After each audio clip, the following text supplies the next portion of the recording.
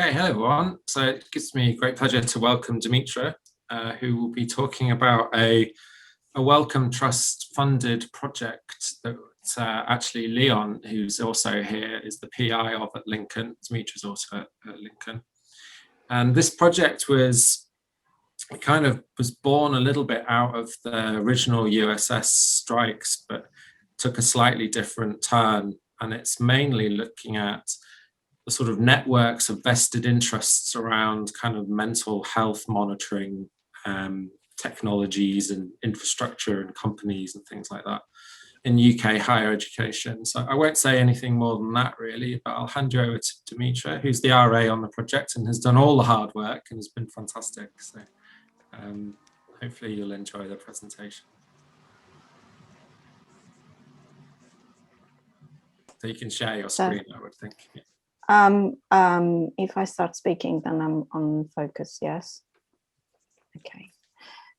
So thank you very much for the invitation, Philip, and thank you to those of you who are organizing these workshops. Let me start by sharing my screen. Okay, so as Philip said, I am a research assistant on this project. It has been a really interesting experience and was delightful to be collaborating with all of you, Philip, Felicity and Leon. You can see the names on the screen. The project has been funded by the Wellcome Trust. I think to begin, I thought it was worth showing you the video that was created by the team prior to me joining them to discuss, to what I mean, the word should I use? To publicize the project, yes. And now I need to change the screen that I'm sharing and go into this, which is the project website. Can you see it?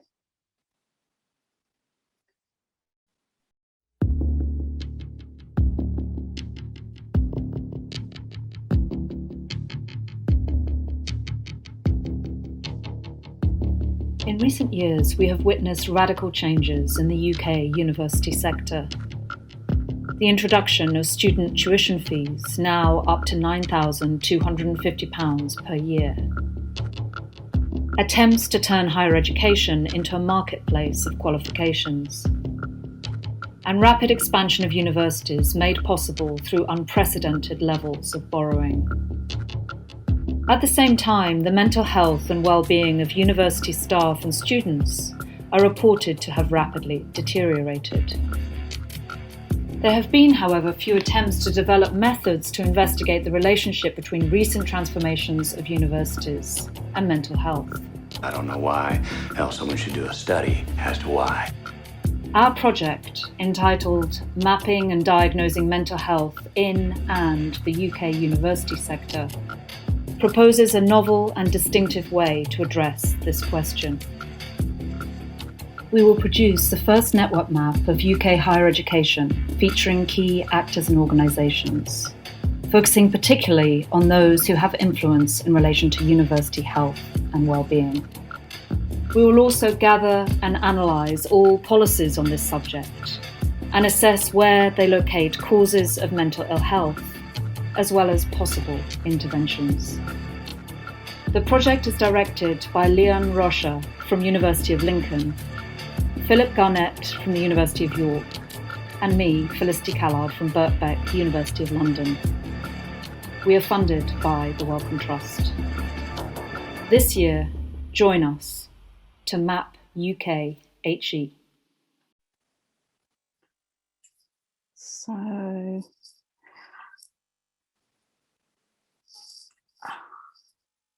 let's go back to the presentation. But I think what that little video makes clear is the context that we're looking at. So we are not so much looking at the causes of mental health, but rather at the context of restructuring in higher education and how that relates to policies to manage the problem of mental health and the whole framing of the issue.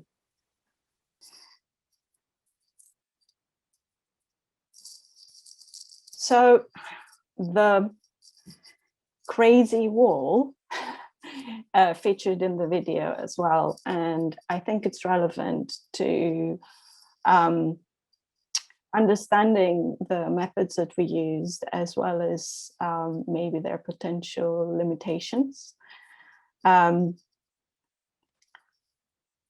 I will go into discussing our methods. As in this wall, we use network analysis as well as document analysis, and documents are part of the network. They guide the network that provide they guide the network analysis that provide context and meaning to it. So the technology we use for the network analysis is a Neo4j, which is a NoSQL database, graph database. And the benefits of it is that it allows us to go beyond mapping simply a social network. So it does map a social network, which would include actors, managerial hierarchies, policy communities, organizational arrangements, and help us to identify influencers, the more influential nodes in those networks. But it goes beyond that. And so we're also mapping markets and market relationships, infrastructures, events, products, and technologies. So the nodes are not just individuals and organizations, they can be products, they can be technologies, and they can also be events, they can be documents, and the relationships between them can be defined specifically to tell us what they are. They can be named, and they can be qualified in a variety of ways. They can be dated, so we can see temporal development and the temporal mobility of nodes, and their productivity. So we are mapping social and material relationships in this network. But this is also potentially part of the limitations of carrying out such a network analysis. Because as critical studies of data has shown us, and David Beer is one of the people who whose work I have read a lot recently, data are not objective representations of fact, and their collection, their form, their ways of analyzing them, and their uses are political and ideological. And so we are also politically and ideologically driven. And that might define the boundaries of where we start our research and where we stop. But also those boundaries are quite hard to define, because there isn't an obvious ending to the network. You can, so for example, we say we're mapping the United Kingdom networks, but they very frequently expand to the United States or Germany. Do we stop there? Is it meaningful to stop there? What are the criteria? And so when I was collecting data, I was driven similarly to a crime investigator by kind of what I was looking for, what I was trying to find, what connections I was trying to find. But that can also create a circularity in the production of knowledge. So it is important to reflect on that and think about it very carefully. And then the other thing is the visualization of the graph databases and the visualization of networks and the ways in which they have the potential for reductive interpretations. And I think that's where the relationship of network analysis with paranoid conspiracy theories could be seen, and the crazy wall is a representation of that, because with nodes and relationships are appearing equivalent to one another, the social world can look like an accumulation of interpersonal relationships that have only quantitative dimensions of difference. The qualitative difference between the nodes and the relationships is very much reduced in a network representation. And there are limits to how much richness you can include. And so, as I will show, the maps that I will show that we have constructed later on, they have to be very, very heavily filtered, and that filtering has to be guided by other forms of knowledge in order for the map to be meaningful and to guide research in a meaningful way. The other thing is that with the network mapping, we wanted to identify power relationships. So how is policy created around mental health in higher education? Where is power? Who are the influencers? Those were some of the questions. But this is my view. I don't know if all of the contributors to the project agree with this, but as I was doing this research, I felt that if we want to understand power, the network does not represent power, but the network represents avenues and vehicles of power, not agency. So, and also cannot actually represent the strategies. The strategies help us understand those vehicles and avenues of power in the network. So this is why the analysis of documents was really important in the project. And this is a table of the documentary material that we have screened. It included policy documents by government, public organizations and universities, various forms of grey literature, studies commissioned by think tanks, studies commissioned by public organizations and universities to be carried out by think tanks or charities. Also marketing material by companies, company websites, as well as higher education business media, for example, Wonki, University Business, and organizations like that. And we use those documents to carry out a discourse analysis to understand how the issue of mental health in higher education was talked about, but also to populate the network by looking at who was authoring those documents and how they were referencing one another.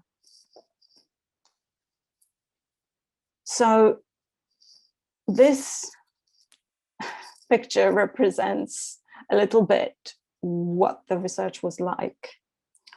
And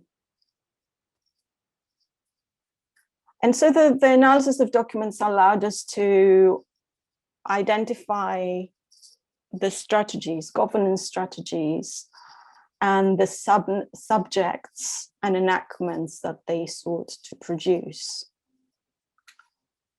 as well as the social logics and discourses that underpin those governance strategies.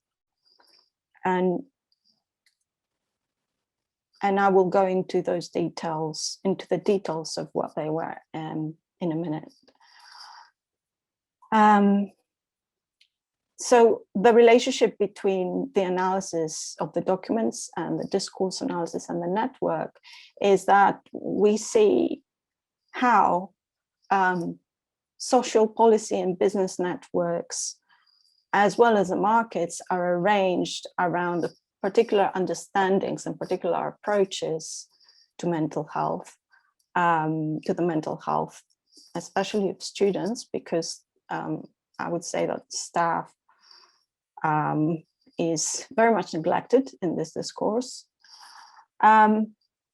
Staff are very much neglected in this discourse of mental health in higher education. And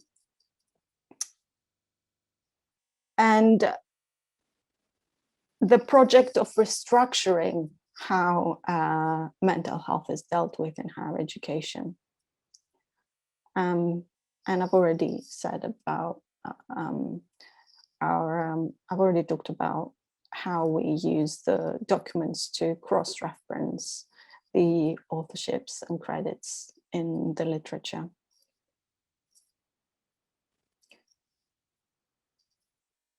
So what did we find? What is the mental health crisis that they are talking about? One significant document that is referred to a lot is a report commissioned by Universities UK, which is a representative organization of UK universities. It was commissioned to be carried out by the Institute for Public Policy Research, entitled Improving Student Mental Health in the UK's Universities. And what is obvious in this document is that we're talking about mental health in a context in which, as the document says, universities are redesigning elements of their counselling provision because of a huge growth in demand. But what is interesting is that when read more closely, this huge growth in demand is not attributable to students becoming more ill than they were before, but rather it is attributable to an increase in student numbers, absolute student numbers, without an equivalent increase in support staff.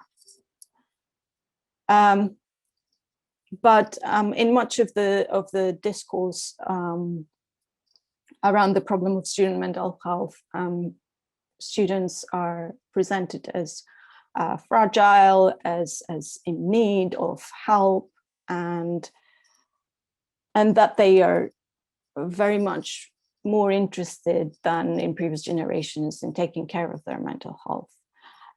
It's not discussed as an economic issue as much as it is. And this is in the context of the restructuring of services. So in this report, there is much discussion of the kind of services to be procured rather than a focus on expanding support or expanding the number of staff that work in counselling and mental health support, but rather for services to be procured, such as workshops, digital tools, and learning analytics. And a lot of the network analysis focused on looking at the new markets that emerged around workshops, mostly provided by charities, new digital tools, many mental health digital tools, and the use of learning analytics for mental health. And it is the latter that I will focus on in this presentation.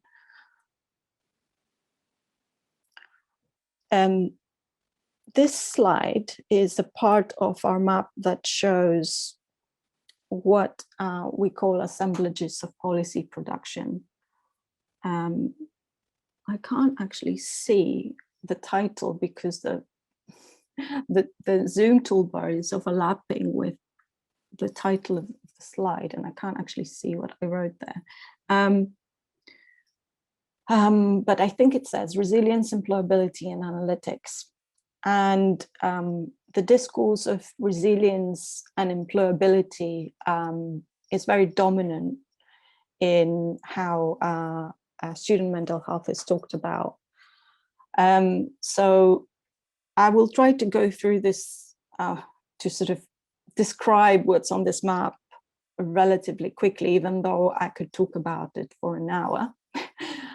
I've put some pictures there to make it a little bit more entertaining. But basically, the context that we're looking at is a context of metricization in higher education, and particularly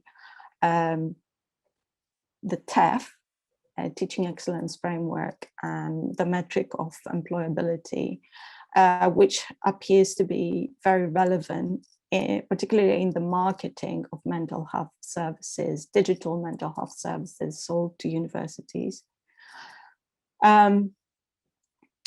Michael Barber is in this network because he was the chair of the Office for Students until a few months ago.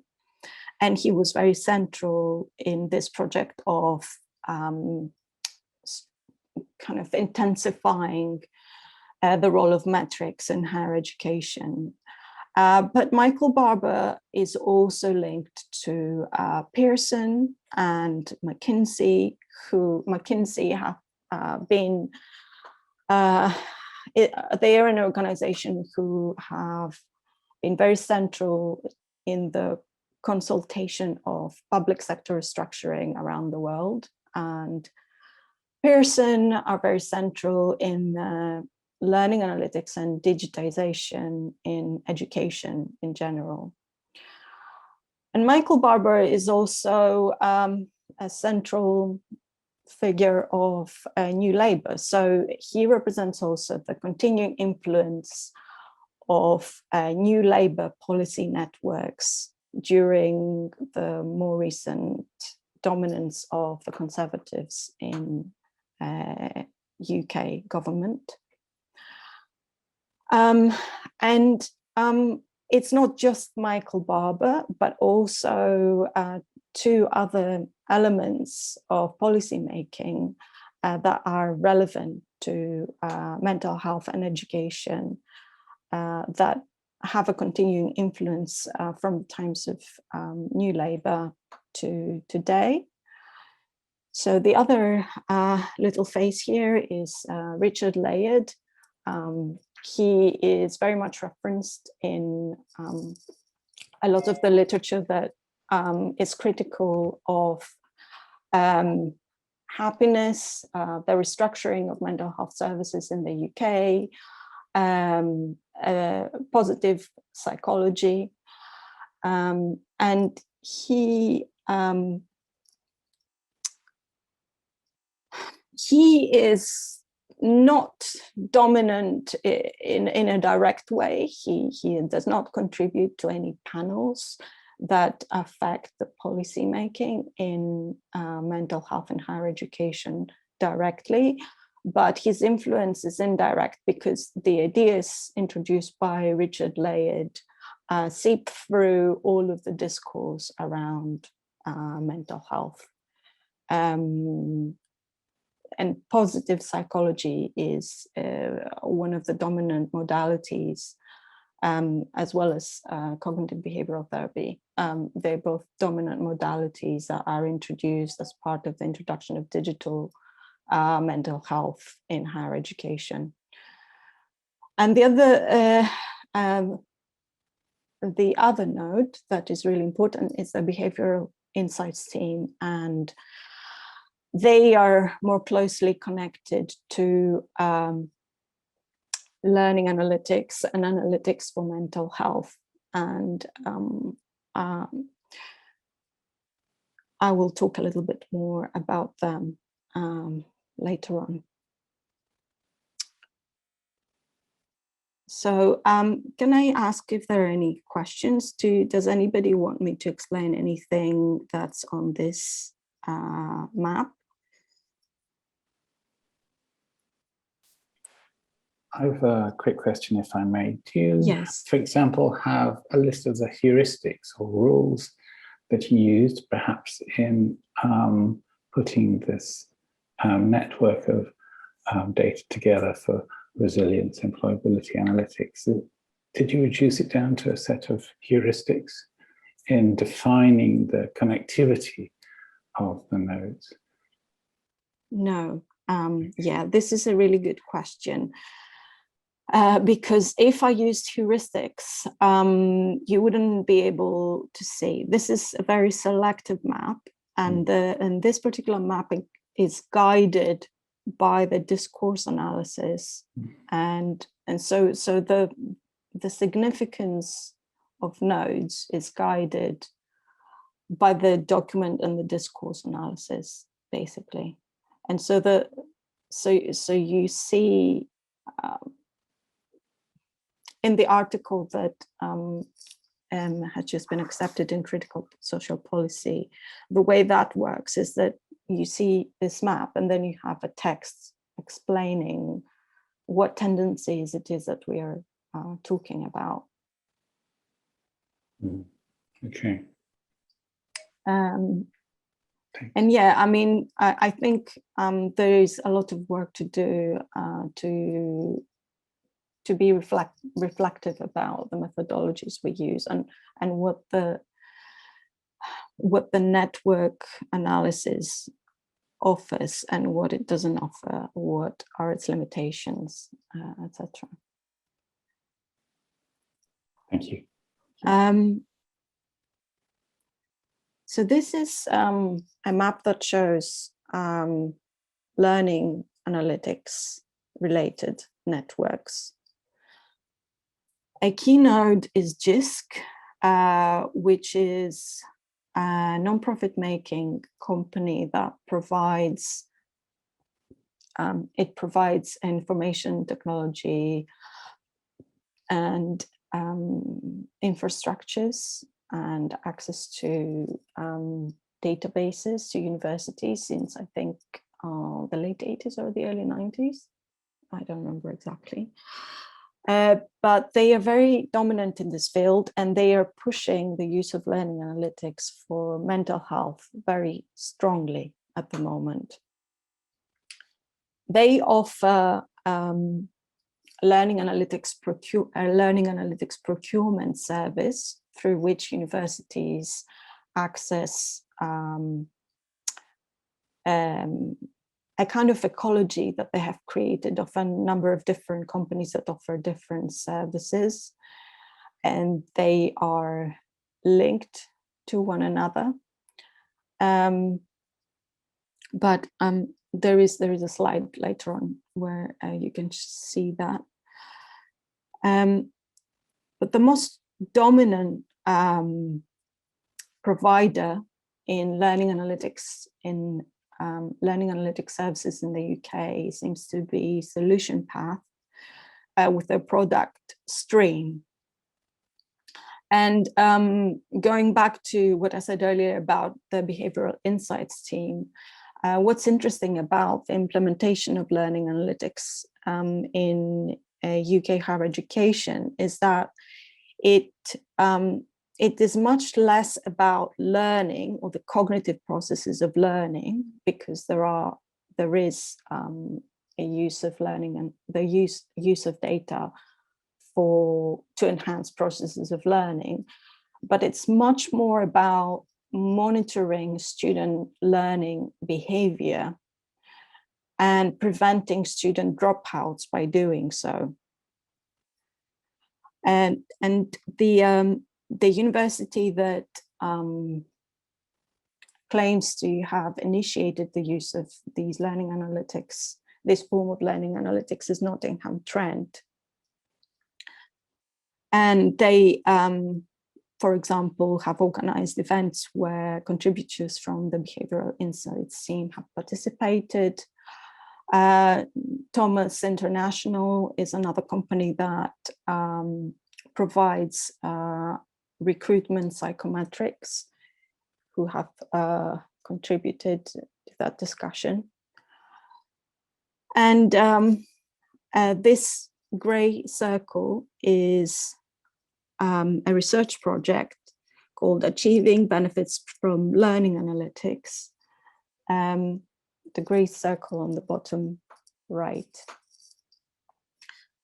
And this is a research project that evaluates the use of STREAM, the use of learning analytics to prevent dropouts. And what's significant about it is that it was started after the technology was first implemented. That seems to be a pattern in which first technologies are implemented, and then research projects are funded that try to prove that the project is successful, or to find out how it can be successful, rather than using research to sort of filter, more effective or less effective technologies, or to filter whether technology would be taken up at all. And on the left-hand side, there is another grey circle,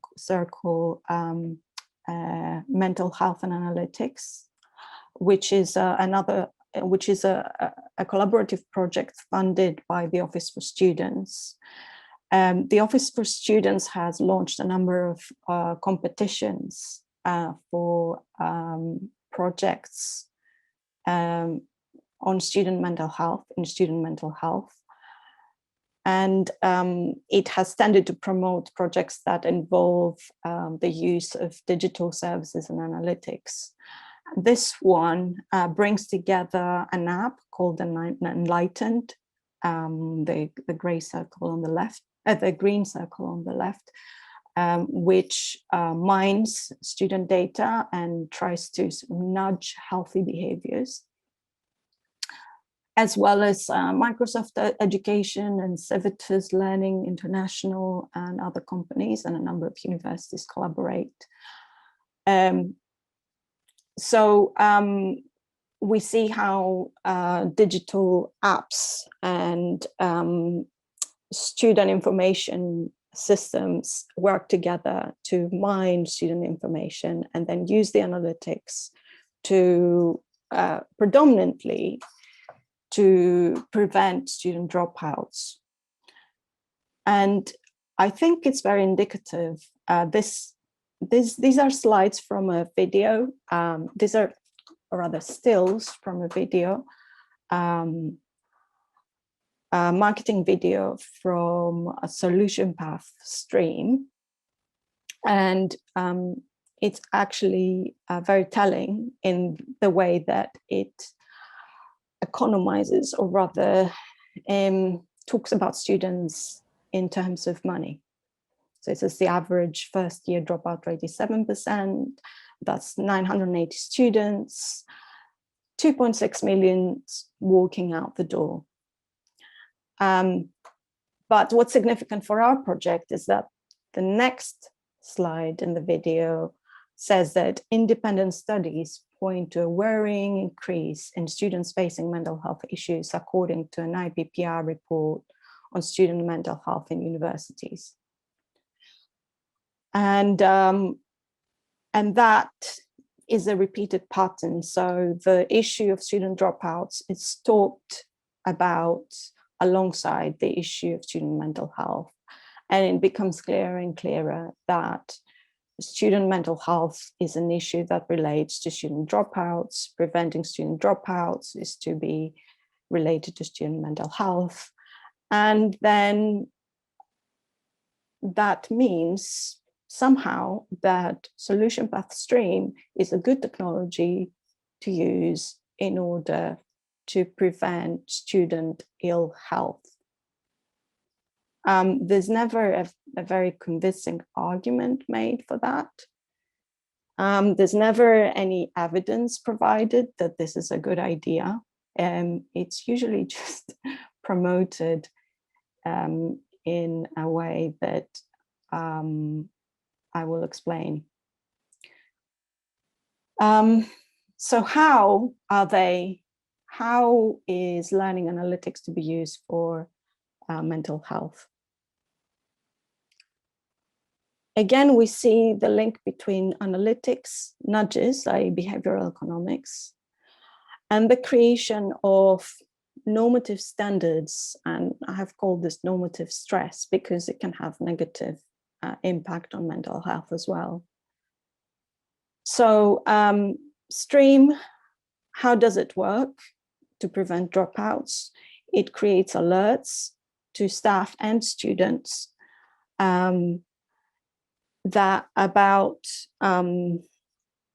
it creates alerts and predicts student outcomes. And when a student is predicted to have not so good outcomes or to be at risk of dropping out, staff are meant to intervene. And those analytics are also to be used by students to compare themselves to other students and become competitive, and so monitor their own behavior and compare themselves to others, and hopefully then improve their performance. That's the idea behind this. Again, it uses data mined via apps, geolocation, and cards. And the idea is to nudge behaviors that are good for learning outcomes, supposedly, and they're good, or other student performance and healthy behaviors.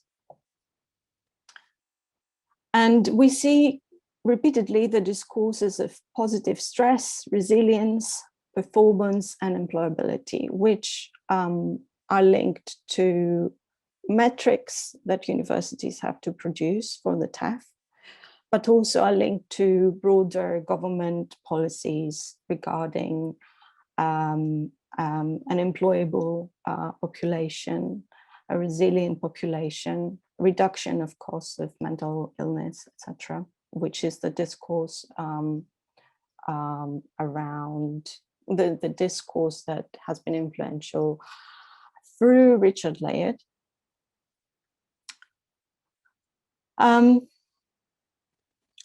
And then the self-monitor of well-being is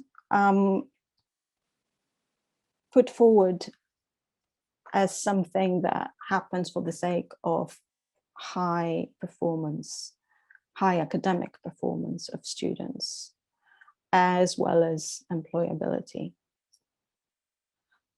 And as I said, the use of nudges and normative standards in this way can be stressful. But there is another issue that I hope we can discuss in the next hour in relation to analytics, which I use the picture of Oedipus Rex to represent. A very interesting issue relating to solution path stream and its outcomes in the use of it to prevent student dropouts is that it has been extremely accurate in predicting student performance and predicting dropouts. But it has been so good at predicting that interventions to prevent dropouts have proven inadequate. And the technology is now to be used to predict mental distress and suicide risk, which is a technology that has not been used, is not being used, is not developed. There isn't an evidence base that there are algorithms or analytics tools currently that are good at preventing suicide or identifying suicide risk. There's a lot of discourse around this, suggesting that normative student behavior should be used as standards to identify outlier behaviors and then contact students and ask them if they're okay. But it's not really clear if that can have positive or negative effects on student mental health. Again, as I said, the evidence base is likely again to be pursued after implementation. So this is an issue that is worth considering and maybe raising awareness about. And the general issue that we see is that there is a focus on technical and individualized interventions, both in relation to dropouts and in relation to student mental health, which essentially leaves out and renders visible the impact of social oppression, disadvantage, or other stresses that might be the context in which students drop out or they have bad mental health. And possibly because this isn't addressed and because it isn't visible, it appears as inescapable. So what I'm trying to say here is that the technical solution, individualizing the issue and leaving out of the picture all the other factors that might be causing an issue, makes it seem as an inescapable outcome of what was predicted to happen. I would really like to discuss this later on, as maybe some of you have some thoughts on this that we haven't thought about ourselves. So this is the last slide, and I hope you haven't fallen asleep. This shows the ecology of learning analytics services offered by JISC. And what is interesting about JISC and relates to the issue of data valorization, which is a final issue that I think is worth discussing around the use of learning analytics for mental health, is that on the basis of the need for data sharing and the importance of student well-being, JISC Horizons group have proposed a well-being data trust to enable a variety of organizations to share sensitive data related to student well-being. So I haven't found any specific information of how this is planned to happen, but it does seem like it would leave open the possibility that student-sensitive data would become used as a free resource, as a kind of natural resource out there that companies can use with the premise that this is good for student mental health. This is a risk that I think is worth looking at because it is promoted quite a lot at the moment, this opening of student data around the issue of mental health. So this is where I have finished, and thank you for bearing with me for so long.